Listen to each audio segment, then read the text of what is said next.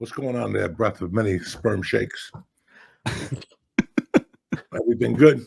Is this how we're starting now? This is, oh my God. And I love it. There's going to be, I can just see it, the compilation in like 40 episodes. Forget about it. Breath of many sperm shakes. That's a good one. Oh, yeah. That's what I've been looking for. Breath, so get used to it. You know what I'm saying? Why am I going to be sperm breath? Not you. I'm just saying half the people you speak to on a daily basis are sperm breaths.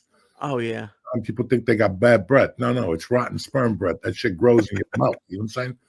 What's going on, Tarzan? How is Denver? Dude. Like, I've heard about it for so long. Oh, dude. What happened? What am I supposed to say?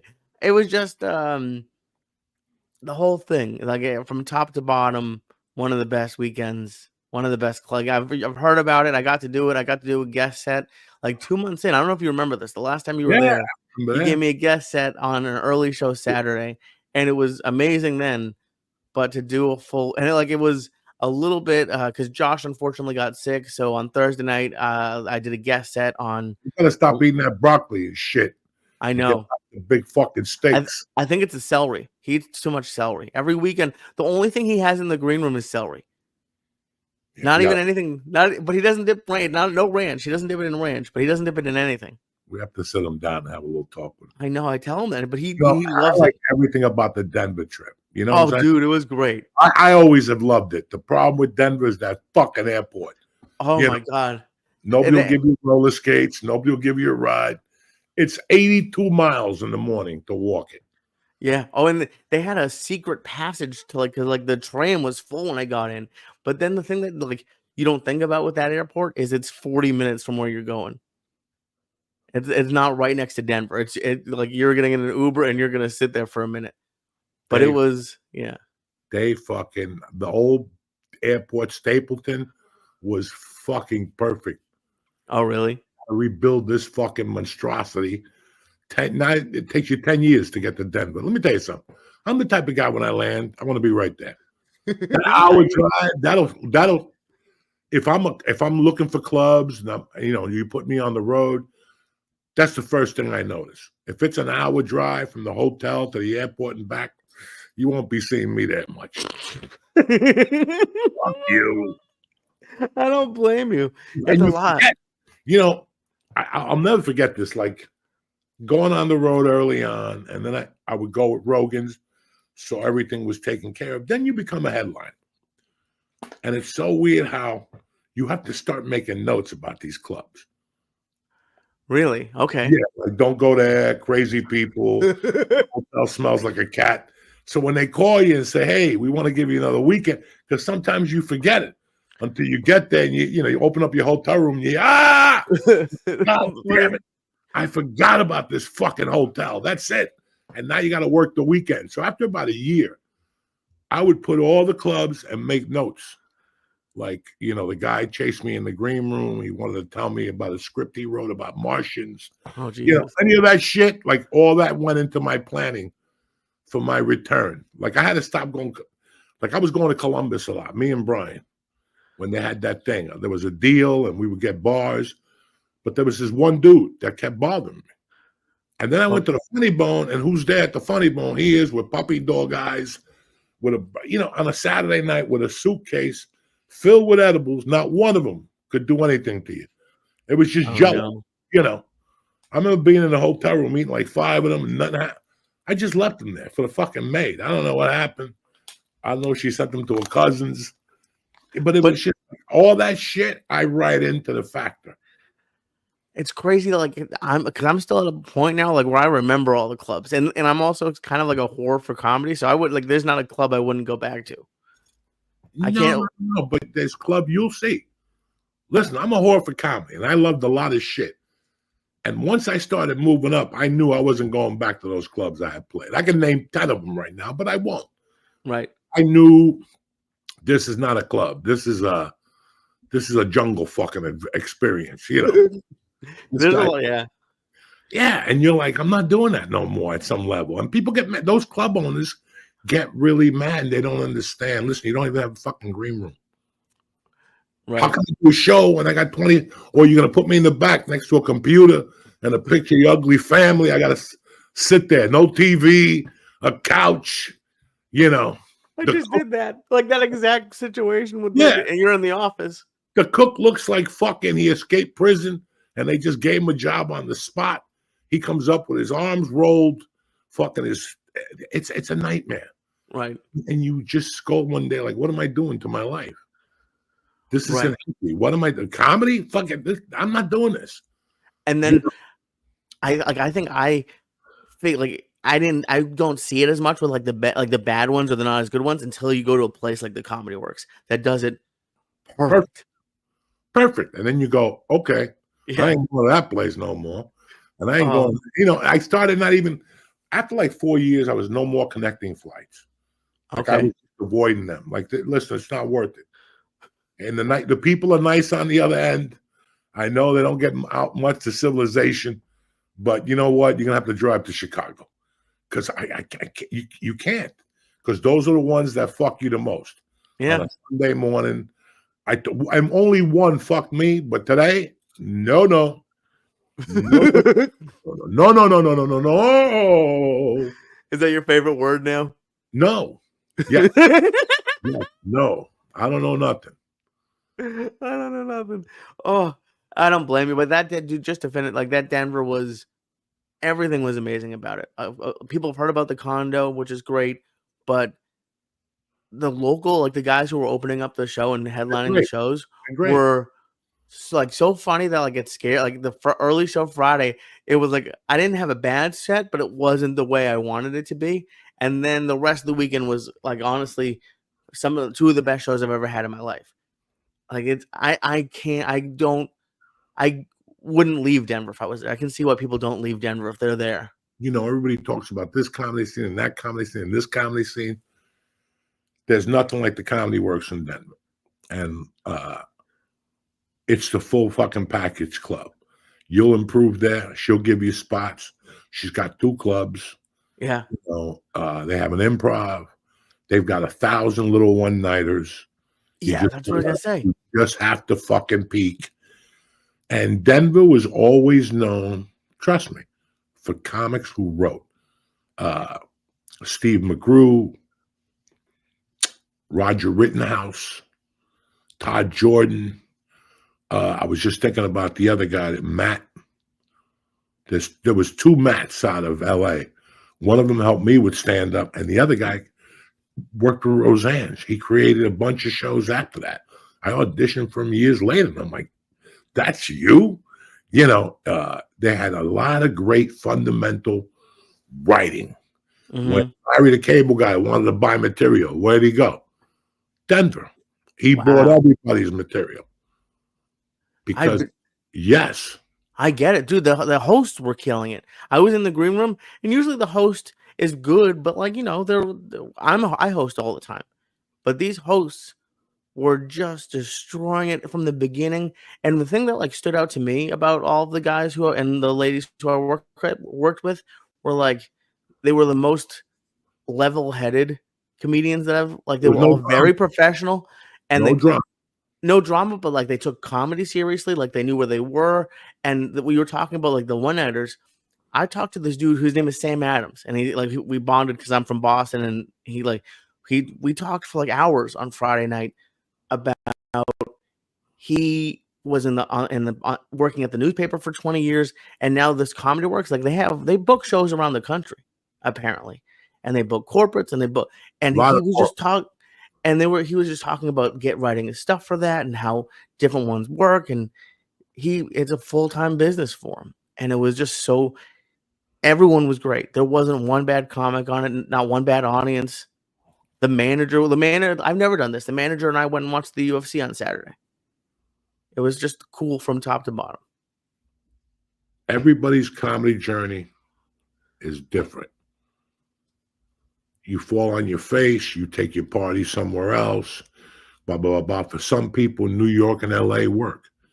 I can't imagine being an open mic in LA, but it works for some people. For others, you just keep going to the club paying $5 a night. New York is a great comedy scene. I got to be honest with you. I started in Denver my first 2.5 years. Then I came here for about a year, 10 months, whatever the fuck it was. And I ran back to Denver.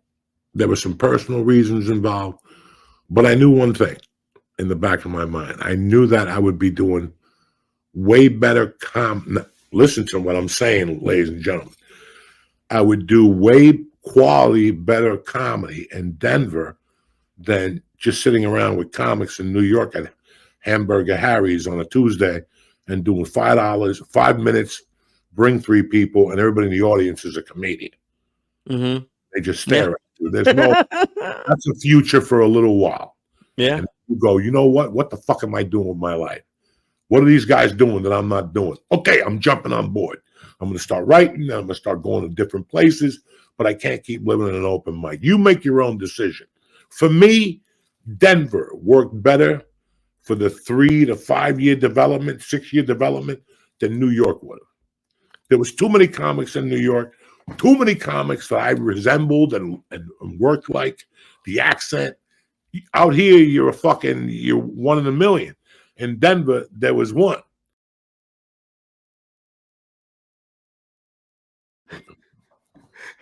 There's definitely that, but I also think what you said, like even more than just like you being unique, there is you having access to real audiences in Colorado. Listen, I had open mic / bars. I never did I did a coffee shop, but it was my friend's coffee shop, and it was poetry, and I would go down there and drop knowledge. Then they would all get mad at me and tell me to leave. But besides that, it was, Mondays was the Australian bar, and they always had 10 to 15 people, depending on Monday Night Football. Tuesday was the Comedy Works. I don't have to tell you what that was. Wednesday was Club 52. That was $50, a steak and some comedy. You had the fat fucking opera singer. That was another $50 on Wednesday night. Thursday, you had El Torito. They paid you. They gave you a coupon for $50 worth of food the next time you came, and they gave you a meal that night. Perfect. And that's what you do. Friday and Saturday, you're delivering fucking Domino's, trying to get even for hanging out all week. Well, when you're an open micer, yeah, but even at my level now, where it's like I'm not only doing open mics anymore. Like I would do very well in Colorado. They were talking about going all these small towns, and they do brewery shows. And then the Comedy Works has this thing, and there's other clubs in the Colorado area. Albany has grown, and it's not with Cowboys. Montana has grown, and it's not with Cowboys or, the fucking Duttons. Mm-hmm. All those little cities they're growing now. They have real audiences. Idaho is a real fucking, Boise is real now. Oh, dude. All Coeur d'Alene is real in Idaho. So these little cities are great around Denver to develop. And you and I had 20 conversations about county development, where we were going to go next, where you wanted to go next. Mm-hmm. It was New York, whether it was Austin. We never discussed Denver. We never discussed Denver. And it is, if you're looking for, a great lifestyle, listen, when I started there, comics had it made. You know why? Because the number one radio station was run by a comic. Oh, okay. He was putting comics on once a week. And as I was starting, he was starting to use me at used car things and special appearances. And then I left. I moved to Seattle. But it was you go through that system with them. Next thing you know, you're doing 1,000 little things. Right. And this is nothing against any of the people I worked with or anyone who chooses this route. But if you want to be a touring comedian, do you think it would be easy to get not stuck, but stay in Colorado because it's so great? Well, it's to see what works for you. Listen, I know if I lived in Colorado, here it is plain and fully.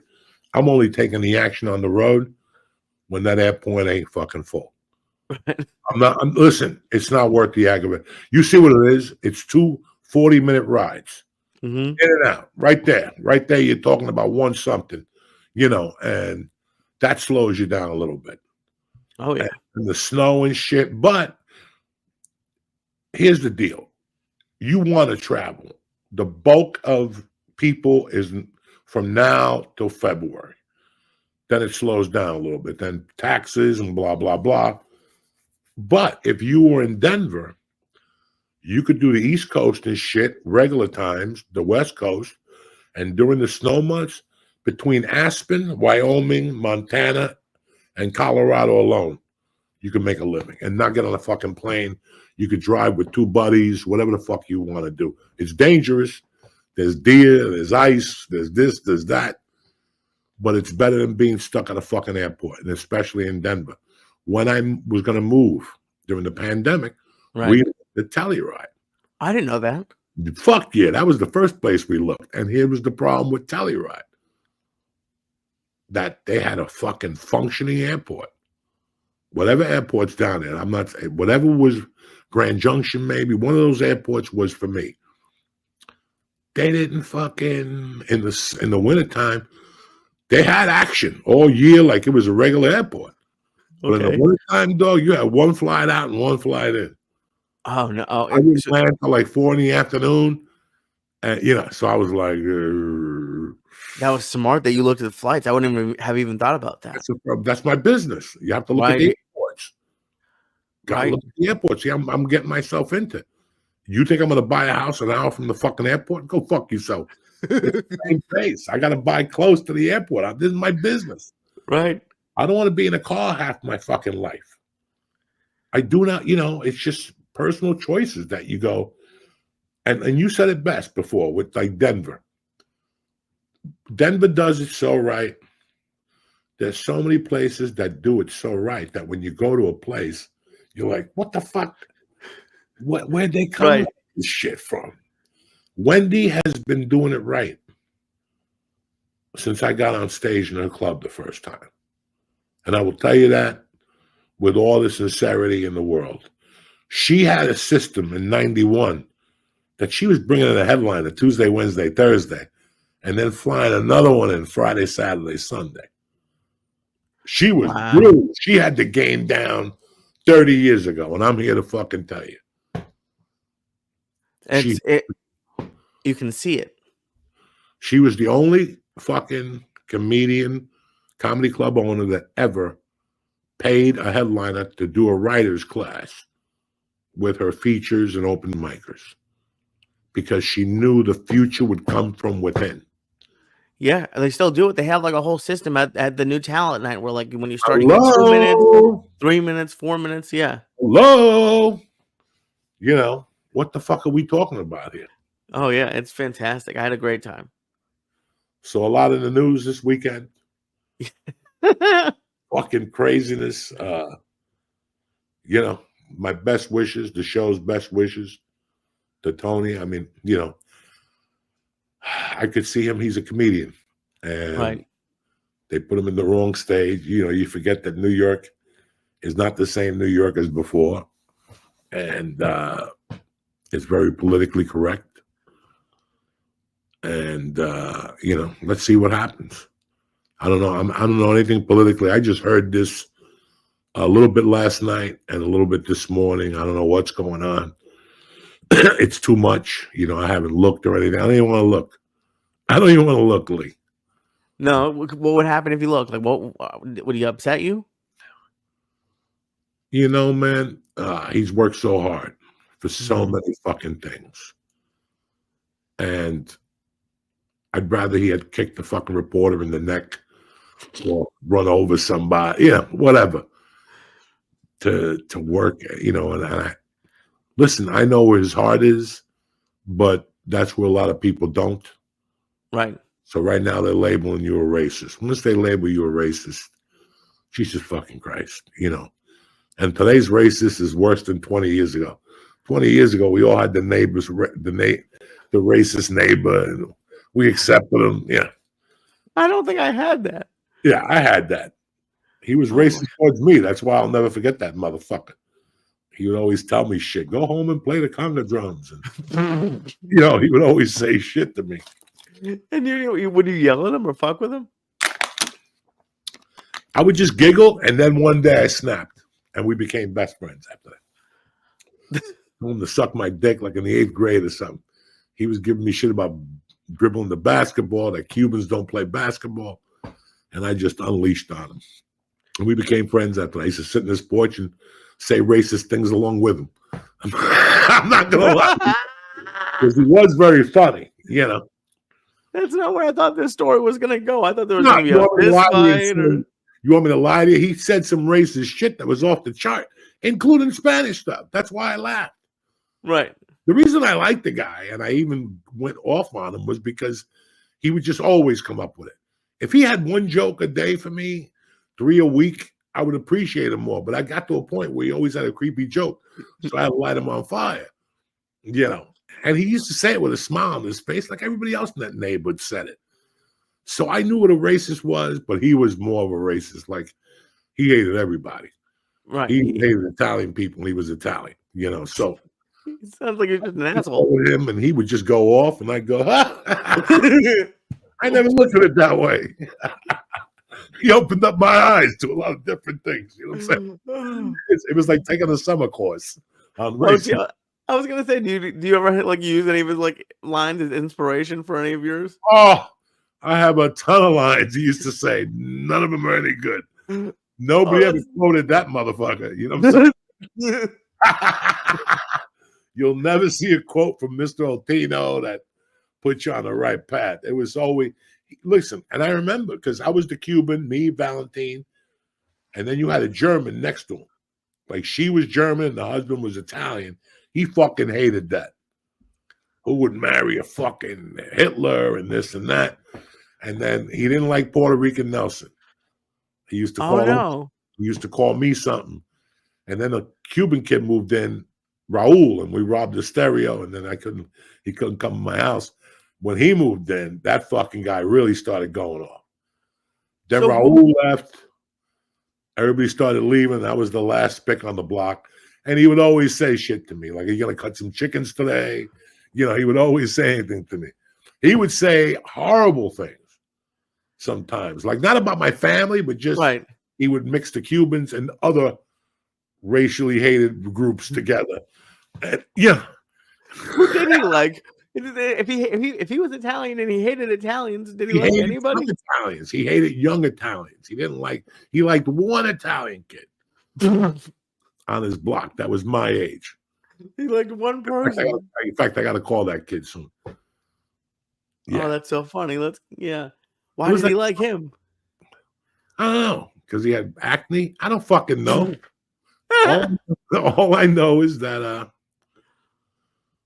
I took I should have put that. I'm just angry. I should have put 3 credits for a racism course I took in 76. 3 months on how to be a racist. Not that I became a racist. It's like taking a course on fucking auto mechanics. I took one of those too. I'm not a mechanic. I would love to see your resume. You should write a resume. For what? Just for you. Just like your life experience. Like, took a racism course. Like all the shit you did. Like, yeah, we could put a lot of shit. Took 3,000 milligrams. Shit in a cheese box. I don't know. Like all this shit. Robbed the bar mitzvah. I got robbed the bar mitzvah. Fucking that's a great tombstone. That guy better bring the hammer and the chisel. He's gonna be there for a few weeks, chiseling all my fucking credits. Because I don't want to know that bullshit, devoted father, husband. Get the fuck out of here. That's the same lingo, jingo you put up for every one of these douchebags. Meanwhile, the guy's got a fucking chick from Thailand in the basement living in a duct somewhere. He's devoted. He loves everybody. Give me a fucking break. Oh my God. What fuck, I was just gonna ask you something. How many milligrams? Slipping again. No, I didn't. I took 100. I'm just trying to remember what we were talking about. 1,000. No, Jesus Christ, 150. I'm trying to up it a little bit. 150. Where'd you get the 50 from? You mixed them? No, I didn't. Yeah. No. I don't know where they went, but they're somewhere. I'm watching you, cocksucker. Oh my God, it's good to see you, dude. Shit. I was talking to somebody about this. Do you remember the last time you were gonna send me to Colorado? Do you remember that story? No. You and Connor Hune sent me a picture of a girl with her asshole tattooed. Oh, that's right, her asshole tattooed. And you were gonna send me like there to like record a podcast or like an interview with her. And then And she like, wants to in your face. Kind of but heat it all up for you. but you had him messaging me, and it's like I knew it wasn't gonna happen. I She had, knew it, but you knew it was going to happen. You were scared. You kept getting out of it. I didn't get out of it. I packed a bag. You Yeah. had me pack a bag for this trip. I had fucking like recording equipment in there. I had a full fucking thing because I was like 90% sure I wasn't going to Colorado. But then there's also a small chance I'm going to Colorado to interview this woman who has her asshole tattooed. And like finally, like an hour before, like at my flight, you call me and you were like, "Yeah, she canceled." Like you blame. I think you said it was my fault. Like I guess scared her away. I forgot all about that. She was like, I'm embarrassed. My husband says it would be weird. Nobody wants to see my asshole with a rabbit coming out of it. Fuck, they do. It was nice. I just don't think we like. I couldn't believe that, like, because you would do that. You would send me there. I would go there myself. I just couldn't. I was married at the time. She wanted to do like a little sex video with you. She did not want to do a sex video. Yeah, with me. you want to sit on your face. That's why you were humming and stuttering.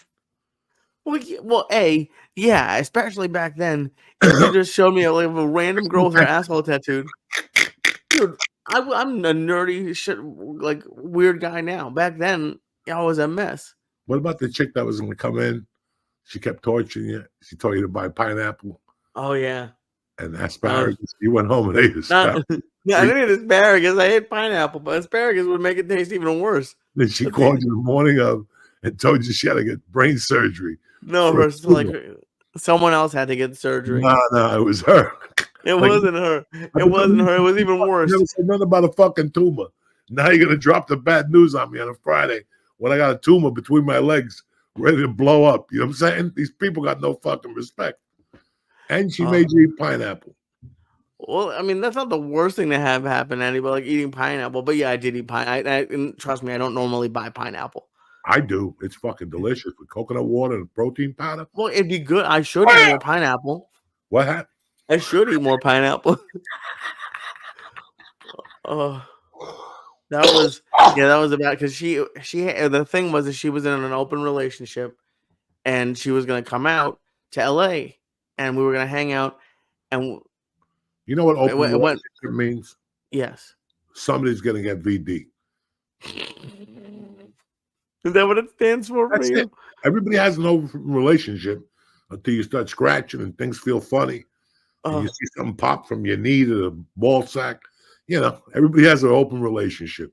Till somebody goes to a club and picks up some worm. And no. Start scratching. That's why as soon as you agree to an open relationship, just put a gun to your head and go to the health department and file because you don't be there with weeks. I could never be in an open relationship. But this, like, because like people ask me sometimes, there was like one person ever because I had a girlfriend the whole podcast. So like and when I didn't, I was 300 pounds. So like nothing ever happened. So but this one time, this girl and I would talk for like a couple weeks, or I forget, like a while, and she would send me crazy shit, and it was awesome. And what happened? But then the day of, it was her boyfriend's partner had brain surgery, and she would still come, but we wouldn't be like doing anything. It would just be as like a friend. And I was like, well, like we don't need to. If you're not gonna cook, why are you here? You know what I'm saying? I was telling someone else about that you every fucking week I'd go to her house and you'd be like, what's her mom doing there? Yeah, what's her mom doing there, sitting there, making believe like she's needed? You ain't cooking. Why are you here? You know what I'm saying? Go sell some chicles somewhere. She just went. Move her in. You were like a year away from moving the mother. I was not. The cousin, the sister. I saved your life, cocksucker. Oh my! You didn't do that. Right now, 3 Mexican kids. She would have been tipping the scales at a mere 280, 290. Loans coming out of your ears. You would have been trying to learn how to speak Spanish, fucking it up. You would have been on that app right now, speaking Spanish. By now, you would have been in Mexico. No, we wouldn't have been in Mexico. You realize we haven't started this? The podcast? Yeah. All right, let's start.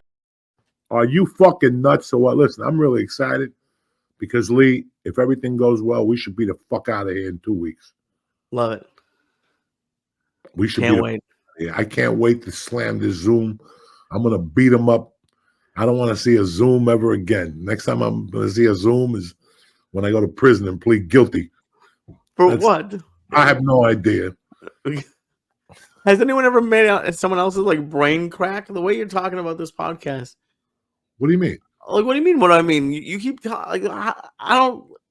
It's a lot to jump back into. What is? Just the amount of fucking whatever we're gonna do. It's just one podcast a week. No, not amount of podcast. I'm so excited for the podcast. I'm trying to be on making a joke about how like the edibles and stuff. Oh yeah, we got to go back into training because you have been a complete. You've been lost since. I haven't been lost. I just don't do 8,000 milligrams anymore. That's a lot. No, you don't. Everything is a number. You can't because you're gonna drive. Yeah, that's a big one, don't you think? 2 years, you haven't fucking done more than a gram of mushrooms. No, I've done way more than that. I have witnesses. Josh Wolf tells me 2 to 2.5 every time. Well, we got to break that rusty cage. Like why? Garden I like that cage. That cage is safe. Nothing ever bad happens in the cage. You don't want to be safe no more. We're going into. I kind of do want to be kind of safe. As human beings, we're about to go into deep waters. You don't want to be safe. Why play it safe now? You had all that time to play it safe. We could be dead in a week. You know what I'm saying? And they could send a missile and it hits the wrong spot. And with our luck, they'll hit Harlem and New Jersey, Marlboro. You know what I'm saying? That's a very specific missile. Now is not the time to go on diets. If you ever want to eat that apricot, pour it all over your body, go for it. Jesus, you're talking like the world's ending. And like I didn't say that. Did I say? I'm just saying that right now, this week. This week is the week. If you want to do something, do it. That's all I'm saying. It's not the week to count your Weight Watcher points. If you're sober 16 years and you want to do an 8-ball, here's your chance. This is the week to do it. You don't know when it's going to get better. Oh, Jesus Christ. It is getting fucking crazy out there. Getting crazy out there. Doesn't mean I'm going to go to Carvel and buy half the store tonight. No. But, I'm just saying, if you had, it's so weirdly that in 2 weeks, it'll be my mother's 45th anniversary of being dead. And I'll also be off cocaine for 17 years. This all happened in November. And it's just so weird how every time I get close to the coke date, today I was journaling this morning, and I was just thinking about November, I mean, fucking Thursday's tricky. You got kids knocking on your door, And I love it. I love all that shit. I'm just saying that I wrote November, and also I go, fuck. First of all, where the fuck did it go? We were just in August. I was just in Delaware 2 fucking weeks ago. And it's goddamn November. Okay. And I was like, holy shit, my mother's going to, I counted the years, 45 fucking years. And I still haven't found the missing key. And then I go, holy shit, I'm going to be sober from cocaine for 17 fucking years, which was what was taking me down completely. And it's just, I don't want to talk about it. It's unbelievable. This is like something that if 18 years ago you would have told me this, I would have said, bro, it'll never last. I'll be sober for a year and I'll fuck up. Here we are. 17 big ones. Still so cool. Mushrooms. But the thing that took me down, the thing that made me kidnap somebody, the stuff that made me used to go crazy and shit, all the crazy stories people hear, that's when cocaine was around. When cocaine disappeared, you gotta work real hard to find something stupid. Right. I didn't know, and I could have if you told me this before. I apologize, but I didn't know that your sober day and your mom's day she passed away is the same week. No, my mom's like the 8th, and my sober date's the 15th. Maybe it's probably around the 7th to 6th. But that's still close. That's like, did her birthday play a role? And I know it was mainly like the cat. I know that story, but did her having that anniversary play into it? No, it was just time. Okay. It's also Rick Ramos' birthday. Oh, happy birthday, Rick. And Marilyn Martinez has been dead 17 years. And that's fucking wow. That's just, You know, that blows my fucking mind. It's a quick fucking year, man. And It really is. I saw today was something really scary, Lee. I went to a couple places that I usually go, and they were all dead. Really, like stores? Or I go to, which has happened at lunchtime.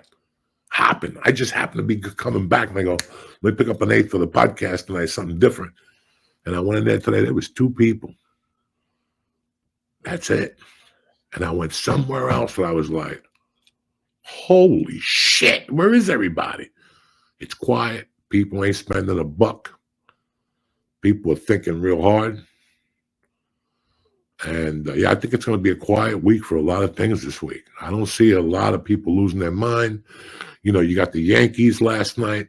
I don't know how, when we were taping, they were just coming on. If the Yankees fucking lose, Lee, it's not going to be good. In what way? For who? This is listen, I left here in 1983, 85 to be official. And these teams were all rocking and rolling. The Mets won in 86, the World Series. I don't know if the Knicks won it, but the Giants came back in 87 and won it. And that's a long time ago. And maybe they beat New England one year, right? 91 or something like that. I don't know. I don't know. Yeah. To have 2 teams that are 2-15, and now your baseball team with the best hitter in fucking baseball, something is not right. They just traded DiVincenzo and the other guy. There's some other fucking team. They went all out last year with this team. I just don't understand what's going on in a sports scene that I grew up that was always up there, or at least fighting for something every fucking year. It's really weird to see this. I'm sure the Yankees are going to pull it out. I hope they fucking pull it out for this reason. And listen, you're playing the Dodgers, who the payroll is huge. Mm-hmm. They're the Yankees from 2000. Well, yeah. Their star could be hurt, and you still going to be fucking sweating bullets. You don't know what's coming your fucking way. You don't know what's coming your way with those. It could be Freddie Free. It could be the fucking Japanese kid.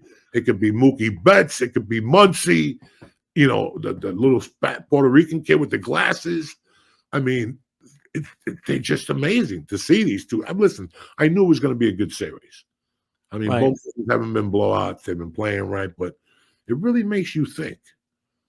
Listen, I got nothing against Aaron Rodgers, a sweetheart of a fucking man.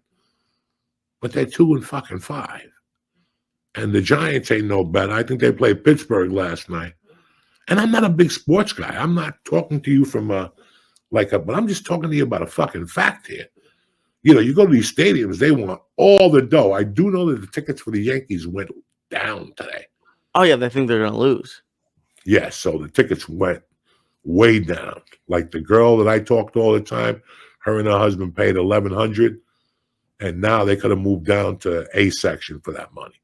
Wow. The standing is still $700 fucking dollars. $700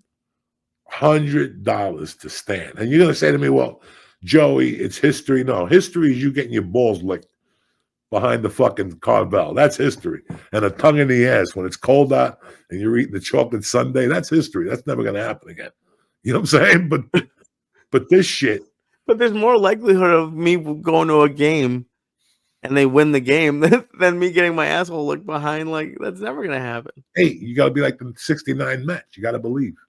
If you leave the house every night, wash your ass, and take one of those Manscaped white bets and go, tonight's the night somebody's going to take this nutsack around the world. You know what I'm saying? Like, they're doing around the world from the 70s to you, where they lick your muffler, lick your balls, massage it, fucking shave it, play the flute in there. That's an old, an around the world. That was the shit when I was growing up. Not that I was ever involved in around the world. I was always scared of those hookers in the city. But they were around the world, you dog.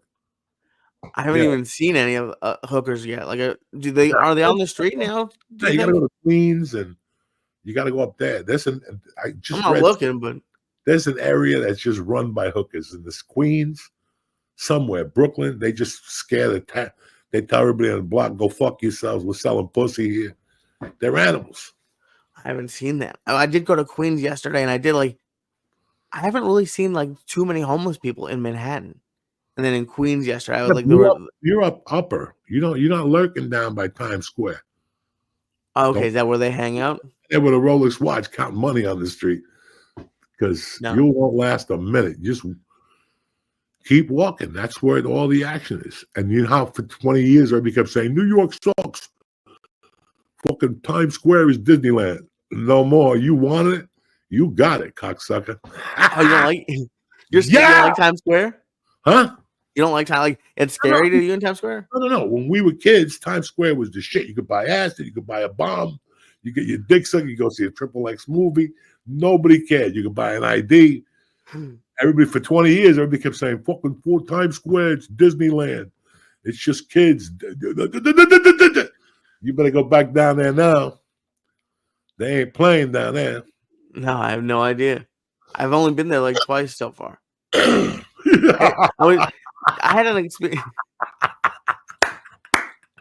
I don't know what's going on. I had like when I was coming home on Sunday, like it still really hasn't hit me that I live in New York. I just haven't. You haven't gotten mugged yet. Wait till you get mugged. It'll hit you. I don't want to get mugged. What? You keep saying. I see people come up to me and be like, "Where's your helmet?" When you're walking up the stairs with that knife in your leg, and climbing up, yelling 911, Why am I gonna walk up the stairs if I've been stabbed? Because there's 4 more guys out there waiting for you. So you slam the door and you run up the stairs with your little gimp leg. Now you're bleeding. You'll know you're in New York when you're in the emergency room and you're 22 in line and it's 8 in the morning. That sounds terrible. Like, why are you smiling thinking about? Hurry up, I'm dying. Yeah, but it's 22 in front of you. They all got stabbed too. Sit in the back there, stymie. Wait for your number. Stymie. Oh. I haven't seen anything like that. I was at CVS yesterday, and like in the city, all the CVS's like not a joke. Yesterday, the Oreos are locked up. Like everything's locked up. And as we were leaving, there was this dude who they actually had the cops there this time, and they were like going through his backpack. He had a whole bunch of shit. That is a whole different thing in New York. You see those Oreos locked up, you're like, that's a good idea. Oh, I know. I wish I had those to hide them from people. Somebody has to come up and open it for you in the middle of the night, like when you get home stoned. Oh, so I don't eat them?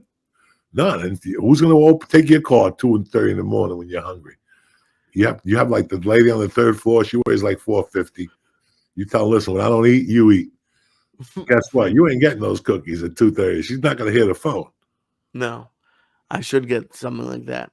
She bang on the door, and she comes up with that big size 14-foot with hair on her knuckles and opens up the thing of cookies. You're like, after looking at her foot, I don't want no more cookies. But then I have to give her the rest of my cookies?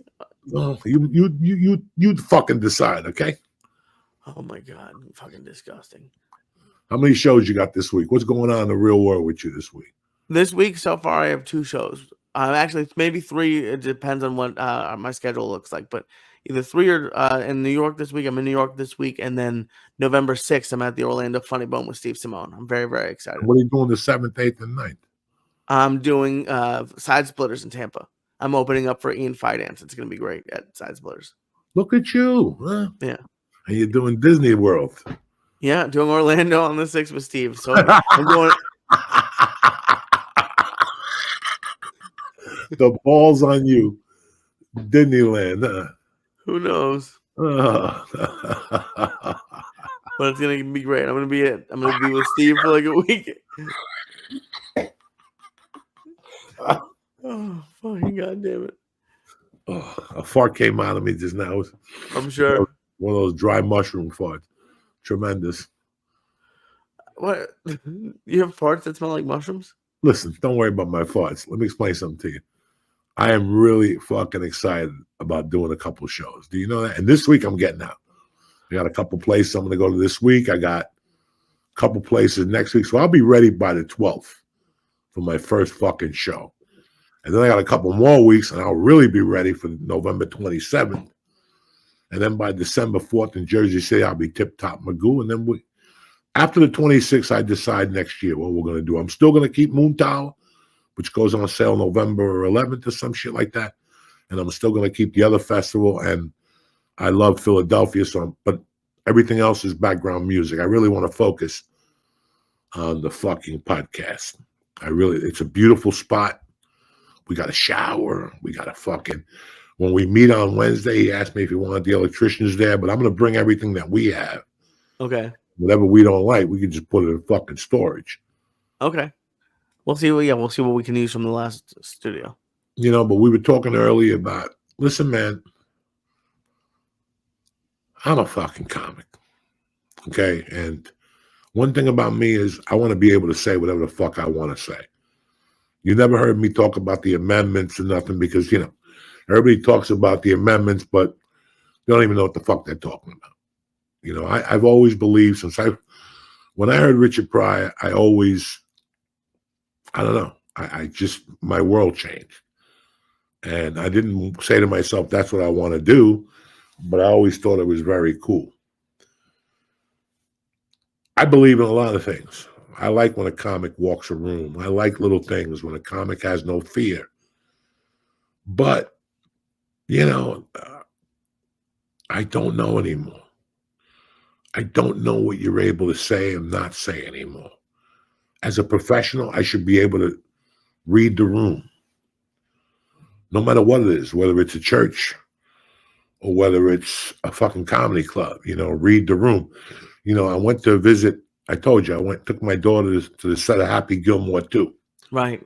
And I was like alone for like the first 15 minutes with my daughter. I went there listen, they were there and I didn't want those guys to think I was up there for a role because that's not what I didn't want to do. I like Adam.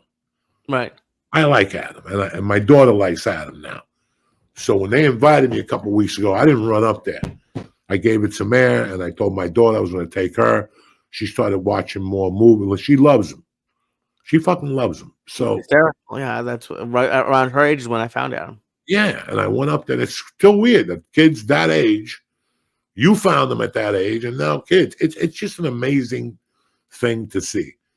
So I finally took her up there, and it was great. It was her and I in the beginning, and then one of the guys went, Joey, and he flipped his glasses up, and it was one of the guys that worked for Adam, gray. We're all gray now. When I met these guys, they were kids.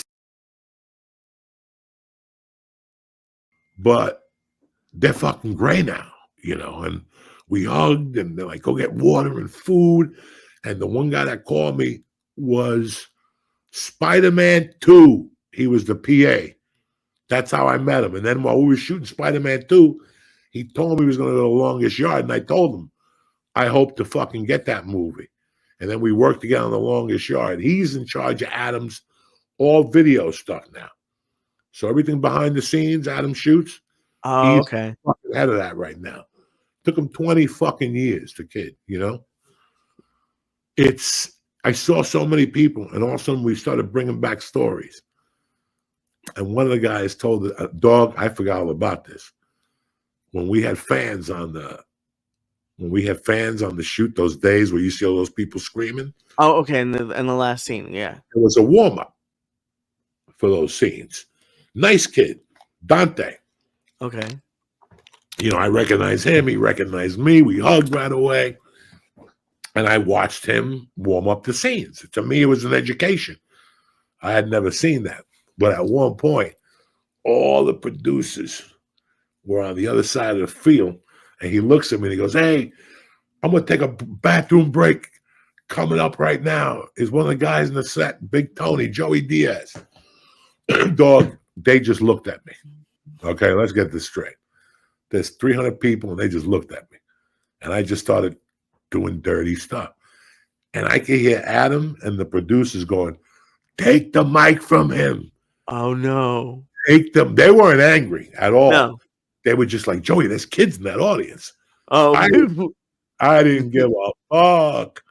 I'm up there talking about some crazy stuff. They're laughing. But they kept saying, Joey, Take the mic from him. Somebody took the mic. I forgot all about that shit. I would have told you a long time ago. Take them. And you just were like, you were just having like, why didn't you care? Like, did you hear them when you were on stage?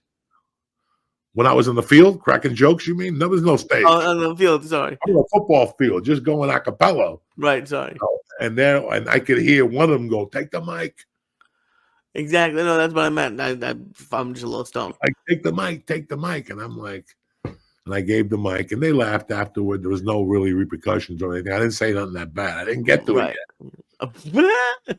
But it's I didn't get to it yet. I'm sitting there and I'm looking at them shoot.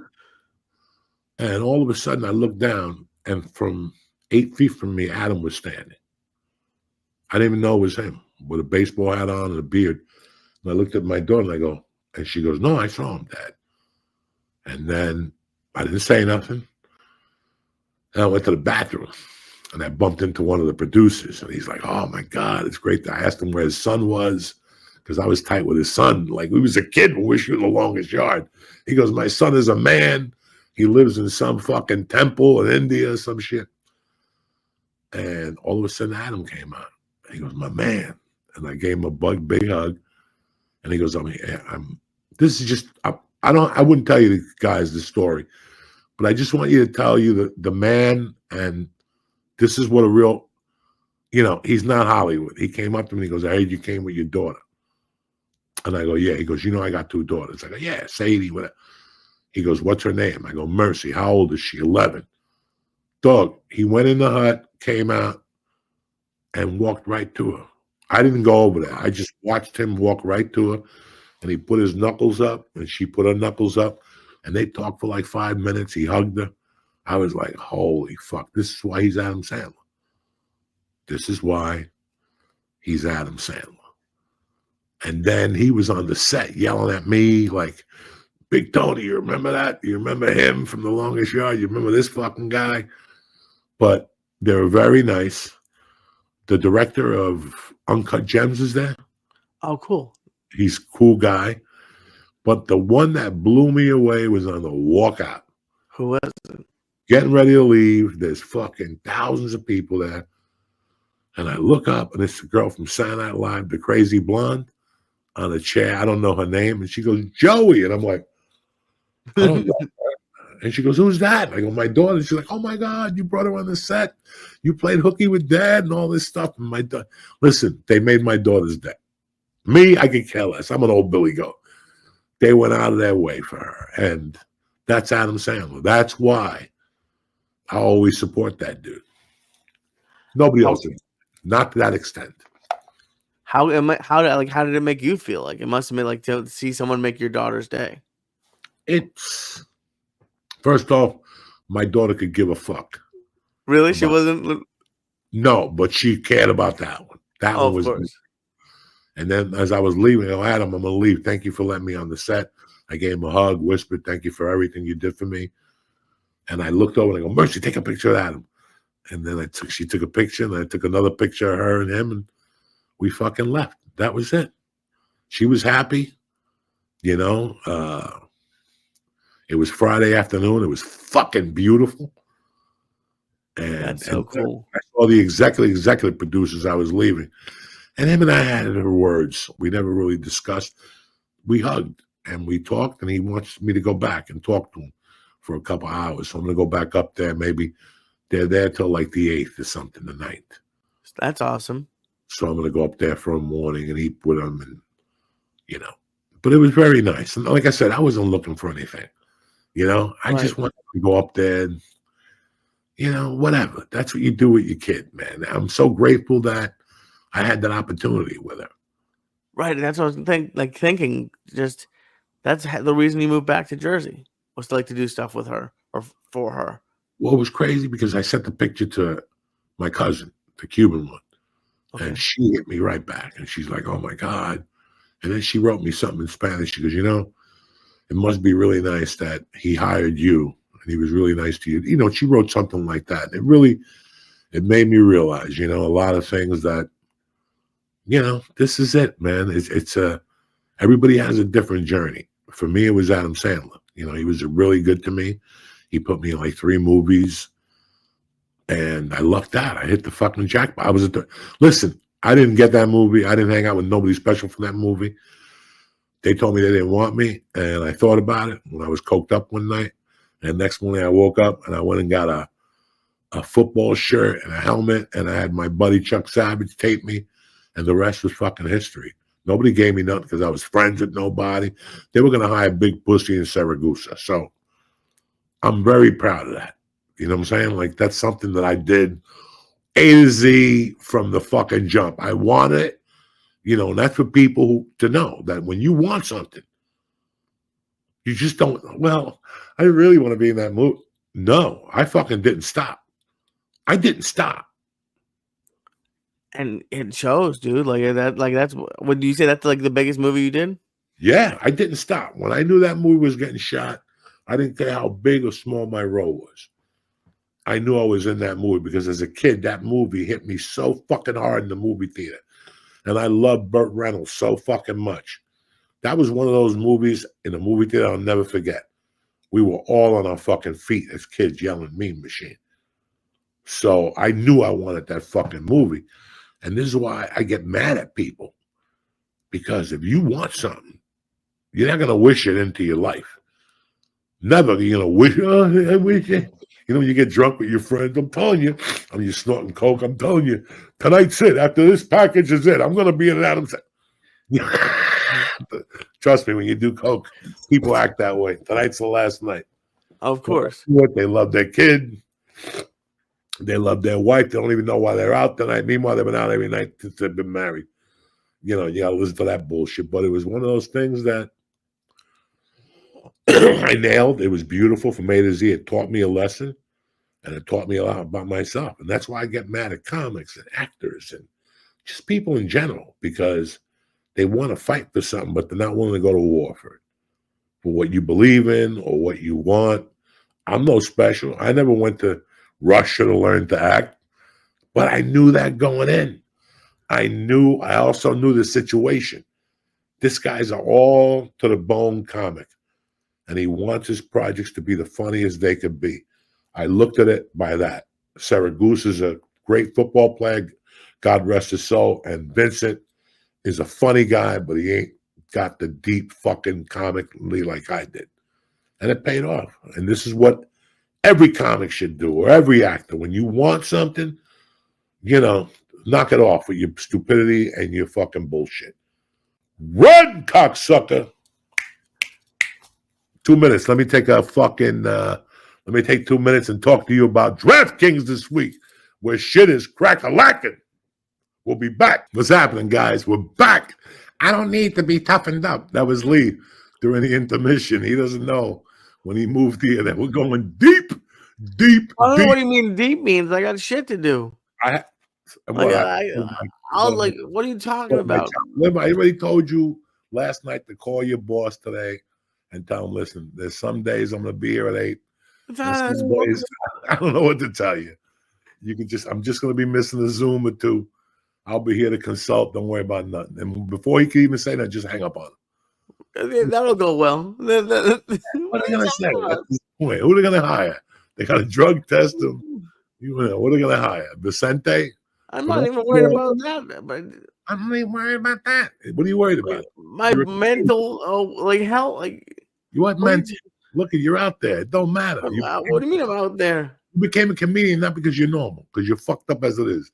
Nobody wants to go on stage in front of fucking 300 people unless, you're a fucking moron. Well, of course. And that includes me. So that means you live on the edge. That means you have the balls to do what a lot of people would like to do and wouldn't do.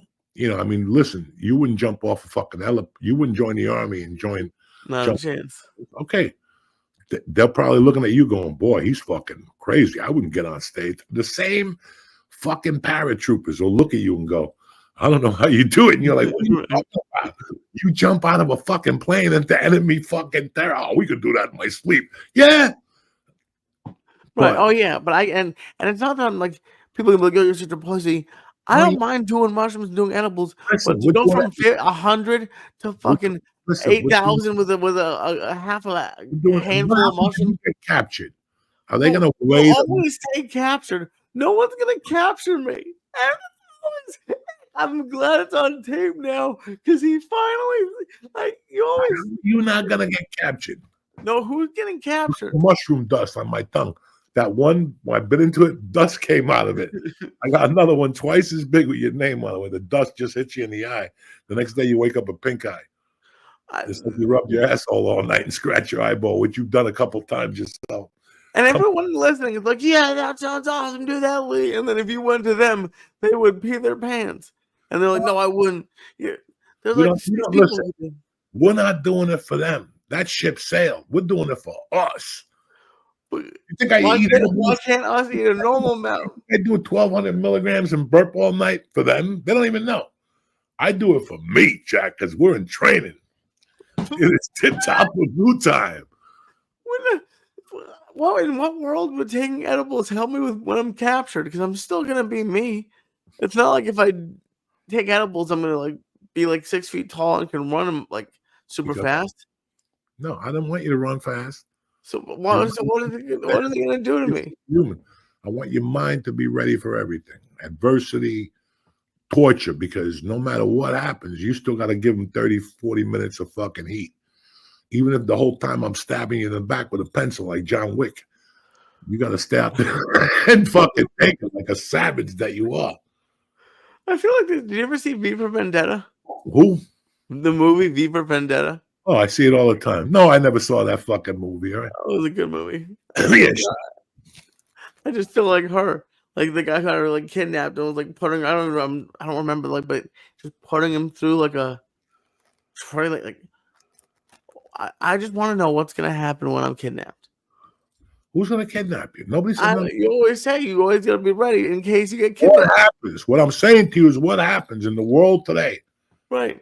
Somebody sees you walking around New York, they paint the yarmulke on, they put it on you, and they go, that fits.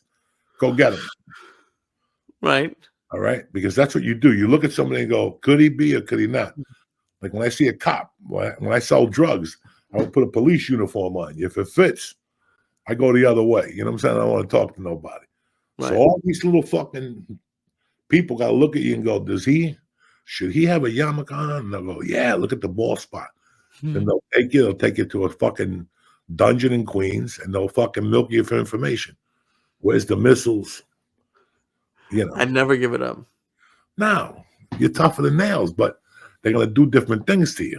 They're going to put nails in your nutsack, in your eyeball, and then they're going to try to trick you first with mind game, but you're prepared because you've already been tortured by Uncle Joey. but someone just ready for more torture? No, you've already been tortured. You've already done. It's like when I walk out of jiu-jitsu at 12. At 11, that's the toughest thing I'm going to do all day. Right. I know this. Like after that, I'm safe. I don't got to dig no fucking torches. I don't have to, that's what I'm trying to say to you. You're mentally prepared. You follow me, cocksucker? What's the matter with you? I can't believe you did that. You just throw one of those into mid-conversation. You should start doing that more. Yeah, it's great. Can you do that? Another one. I would love to see you do that at like Carvel or just see me.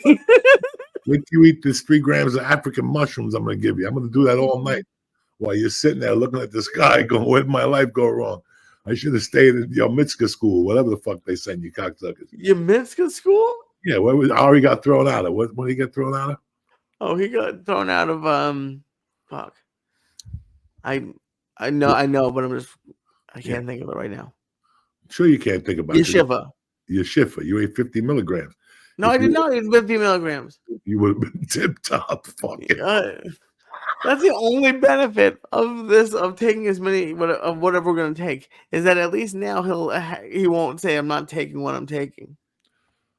So that's the only. I see you is the only time I trust you, and even then you're making noises. You sweat, your palms, your face is red. It's like, guys, you have no idea, because I'll start calling the night before. Talking about the night before, it's months out. Every time we talk. Like, are you going to be here on the 12th for the show? No. I think so. Yeah, we're dying that night, New York. We're not even coming back. What are you talking? Oh my god. Yes, the City Winery one. Yeah, I'll be there. Then you'll be in Philly with me. Yes, I'm so And then excited. by Jersey City, that's Chango's birthday. By that time, that's too deep. By that time, they'll capture you. Who's them? You know who. You know who, cocksucker. You really have to do that in all normal conversation. What's that? Yeah, because I'm all jazzed up. I don't give a fuck. And I'm excited. I'm excited that, listen, I'm going to punch Mr. Zoom in the head. I don't even want to see a Zoom again. Zoom reminds me of a lot of bad things. You know what I'm saying? We should do that. The last Zoom. The last Zoom is going to be great. We're going to light something on fire. Hopefully, we'll hook up this Wednesday. I talked to my man already. He's going to meet us there. He wanted to know if the electrician, boom, pop, beat. We'll be ready to fucking rock. I can't wait. By that time, I'll have the other box of edibles for the first episode. We're going all out. We're going to have a nurse there. We're going to have intravenous. We're going to have pizzas. Mike Chick will be there. Pizzas. Yeah. If we're going hundreds of milligrams, let's go a little bit deeper than pizza. What are you, just pizza? I'm going to turn you on to the best pizza you've ever eaten in your life each Monday. It's going to just be there. I mean, we're going to have a lot of. Oh, it's good pizza. Be there. We're bringing in food from restaurants. I thought you were going to fuck with me with like Domino's. There's a place your boy told me about, Danny Brav, called Sandwichitos down in Edgewater. Okay. I looked at the menu. I don't even want to show it to you, Lee. Oh, man. Ahead, that's going to be good.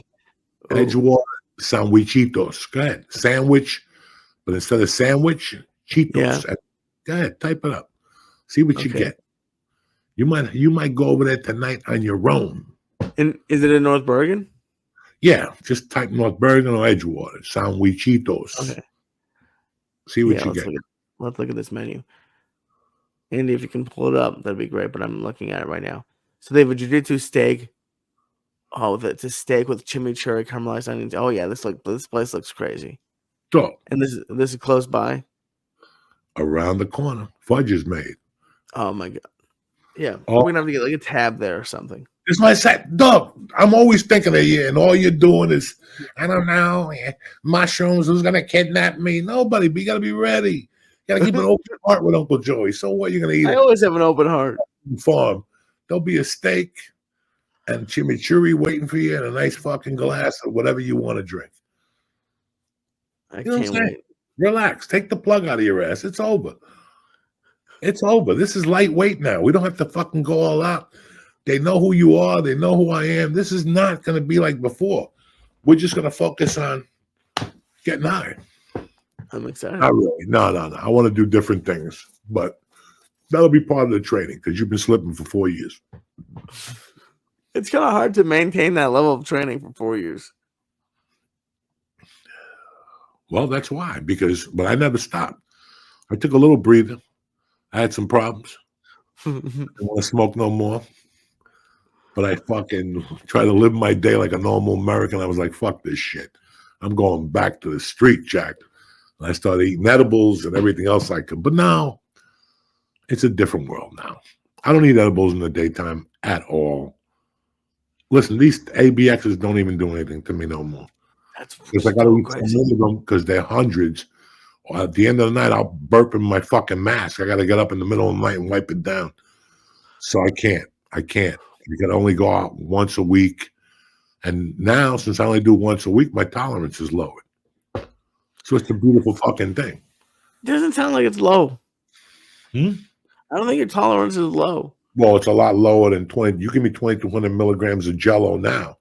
I'll fucking die if I eat that shit now. But before, I was solid like the Rock of Gibraltar, Jack. Yeah. Fucking Jesus Christ. So that's it, Lee. It's just love it. Fucking Tuesday. Next time we come on here, it'll be, next Tuesday, which will be November 5th, right? When is election? 5th. The 5th? Yep. So wait a second. Come on. Yeah? We'll be coming to you on the fucking 5th, hopefully from a different location, but if not, Zoom for sure. Oh And yeah, that, absolutely. yeah, because we were talking about doing it at a restaurant one Monday just to try it out to see if it would work. But fuck it, let's just wait to get to the office and then we'll branch out. Once we got that, it makes a lot of fucking sense, Lee. But I'm really excited. You're right. I'm not getting no brick in the back. Fuck that. That brings back old memories. We're starting up anew. This is the church, New York City style, cocksucker. Right. I love it. I'm so excited to see, like, 'cause there's so many more people and we have so much. It's just gonna be good to like be in the same place. And when you see where we're at and everything, you're gonna go, "What the fuck was this?" Like that's what I like about it. Like, no, it's a bat cave. You got to go through bushes and weeds, and there's like a fucking thing that'll give you a flat tire if you go back there. It's over. The guy set it up that way for himself. Holy shit, that's crazy. That's good. How great, because it's hard to find places like that. I'm Well, really, I would like thank you, because with my schedule, I haven't been around, and you've looked at a few places. you have no idea because I reached out to a bunch of people, and it got to at first it was slow. People were like, "Let me ask around," and then all of a sudden, I was getting places to look at in Jersey City, Rutherford, Union City. I talked to the guy, Edgewater, and then somebody turned me on to the Galaxy. But both days, the day I went to look at the Galaxy, I had this too. That's But crazy. the lady talked to me for too long. And I didn't have to go over there, so I told them, forget about it. And then this week, when she said that the Chinese people wouldn't hire it, they only sell it to their own. I called the guy and he goes, I still got it if you want it. Some guy's coming in Saturday to look at it again. Nah, that's not going to happen. Save him the fucking trip. I'll be down there at 8 minutes. And that's what happened. So, and on that same day, right there, Mikey Chick called me and said he had an office for me up the block from my mother's bar. Oh, cool. I sent you the pictures, right? On 29th and it was on 29th and Summit. There used to be a bar on that corner when I was a kid. And down middle of that block, that's where I lived when my dad died. We were just maybe a quarter of a mile from the bar, our bar. There was a bar on 29th and Bergen Line, which is ours, 29th and Summit. They must have tore that down, and that's where the office is. Oh, that would have been crazy. That would have been fucking insane. But when I looked at this spot, it was really big.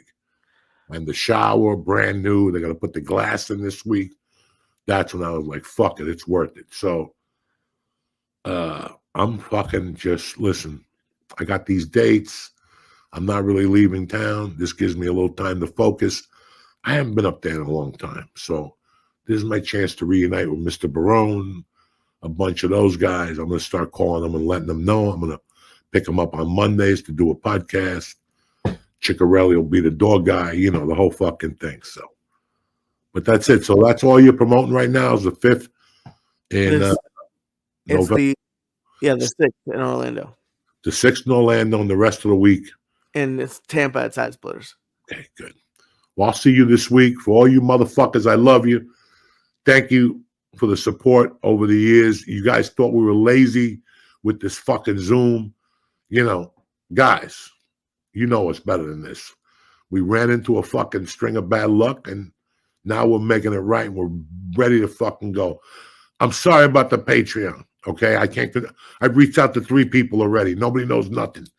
So I'm sorry about the Patreon. It's kaput. We're going to make it up to you with the fucking YouTube. I haven't been doing YouTube videos because you only get like 3,000 people. I don't want to waste nobody's time. They all come up with a different name. They're not monetized. I don't know what's going on with YouTube. So I just said, fuck it. I'll wait till Lee gets here and we'll set it up right. And we'll put a morning joint to it, whatever the fuck you guys want. So we didn't forget about you. We love you. Thank you for the support and the loyalty. And we'll see you next week, cocksuckers. Stay black.